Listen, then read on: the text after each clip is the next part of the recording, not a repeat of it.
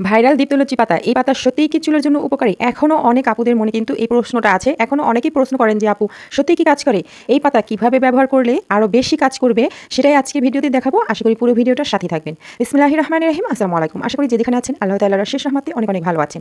তো এই যে দীপ্তলুচি পাতা অথবা পেপারোমিয়া, তো এই পাতাটা কিন্তু চুলের জন্য অনেক অনেক উপকারী। এটা আমার চুলে অনেক ভালো শ্যুট করে। যাদের চুলে শ্যুট করে তারা কিন্তু এটা ব্যবহার করে দেখতে পারেন। এটা অনেক ভালো কাজ করে, চুল পড়া কমাতে সাহায্য করে, চুল লম্বা করতে সাহায্য করে, চুল সিল্কি করতে সাহায্য করে। তো যাই হোক, এই পাতাটা কিন্তু এখন খুব একটা অ্যাভেলেবেল পাওয়া যায় না। এই পাতা দেখে কার কার ছোটবেলার কথা মনে পড়ে গেলো সেটা কিন্তু অবশ্যই কমেন্টে জানাবেন।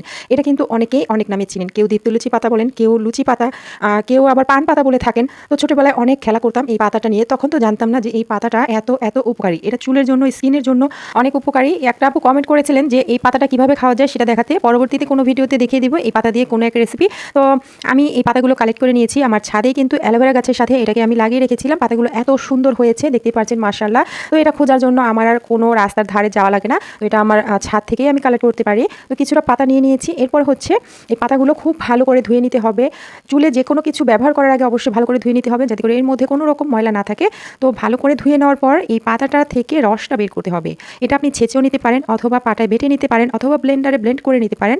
আমাদের মূল উদ্দেশ্য হচ্ছে এই পাতা থেকে রসটা বের করা। তো আমি আমার সুবিধা মতো এই পাতা থেকে রসটাকে বের করে নিচ্ছি।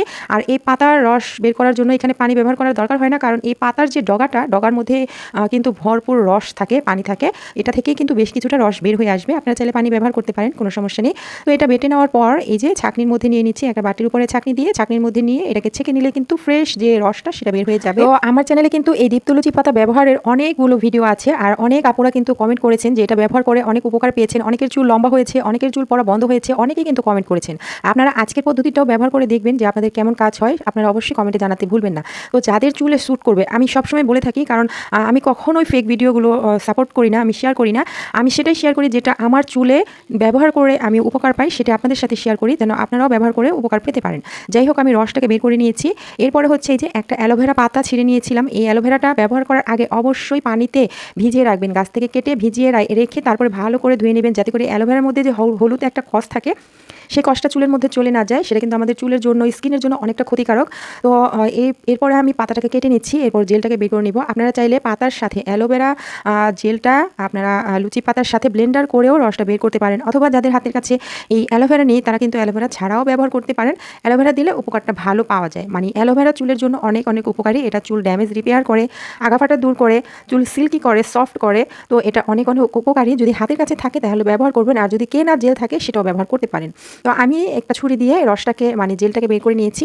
এখন হচ্ছে এর মধ্যে দিয়ে দিব এক টুকরা লেবু রস।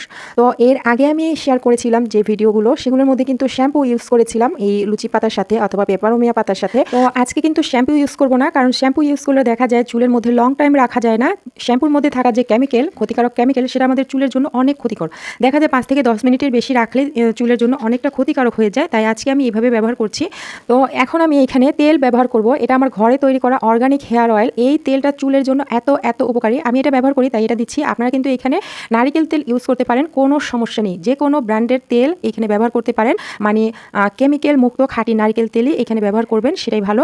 তো দিয়ে আমি খুব ভালো করে মিশিয়ে দিচ্ছি কিছুটা তেল দিয়ে। তো এইভাবে করে মিশিয়ে তারপরে চুলের গোড়া থেকে আগা পর্যন্ত লাগিয়ে কিন্তু আপনারা 1 থেকে 2 ঘন্টা রাখতে পারবেন। এটা চুলের কোনো রকম ক্ষতি করবে না। এখানে শ্যাম্পু ব্যবহার করবেন না যদি লং টাইম রাখতে চান। আর যদি 5-10 মিনিট রেখে ধুয়ে ফেলতে চান, সেক্ষেত্রে শ্যাম্পু এখানে ইউজ করতে পারেন। এটাকে খুব ভালো করে মিশিয়ে চুলের গোড়া থেকে আগা পর্যন্ত ভালো করে লাগিয়ে 1 ঘন্টা রেখে তারপরে ভালো মানের শ্যাম্পু দিয়ে ধুয়ে ফেলুন। চুলগুলো কিন্তু একদম সফট অ্যান্ড সিল্কি হয়ে যাবে। এটা ব্যবহার করে চুল পড়া কমে যাবে, চুলের গোড়া শক্ত হবে, নতুন চুল গজাতে সাহায্য করবে, চুল সিল্কি এবং লম্বা হবে। যাদের চুলে শ্যুট করবে তাদের কিন্তু আমি বারবার এই কথাটা বলি, কারণ সবার চুল, সবার স্কিন একরকম হয় না, সবার চুলে একরকম জিনিস মানে শ্যুট করে না। তো আপনার চুলে যদি শ্যুট করে আপনি এটা উপকার পাবেন। একবার ব্যবহার করে দেখুন, যদি মনে হয় ভালো তাহলেই ব্যবহার করবেন। এটা ব্যবহারে কোনো রকম সাইড এফেক্ট নেই, কারণ এটা সম্পূর্ণ প্রাকৃতিক উপাদান দিয়ে তৈরি। এই প্রাকৃতিক জিনিসগুলো আমাদের চুলে এবং স্কিনের জন্য কোনো রকম ক্ষতি করে না। এটা সপ্তাহে 2 দিন ব্যবহার করতে পারেন। তো 2-3 সপ্তাহ ব্যবহার করলেই কিন্তু আপনারা ফলাফলটা পেয়ে যাবেন। আশা করি আজকের ভিডিও একটু হলেও ভালো লেগেছে। ভালো লাগলে লাইক, কমেন্ট, শেয়ার করতে ভুলবেন না। আজকের ভিডিও সম্পর্কে যদি কোনো রকম প্রশ্ন থাকে অবশ্যই কমেন্টে জানাতে পারেন। আজকের মতো এখানেই বিদায় নিয়ে নিচ্ছি। সবাই ভালো থাকবেন, সুস্থ থাকবেন। আল্লাহ হাফেজ।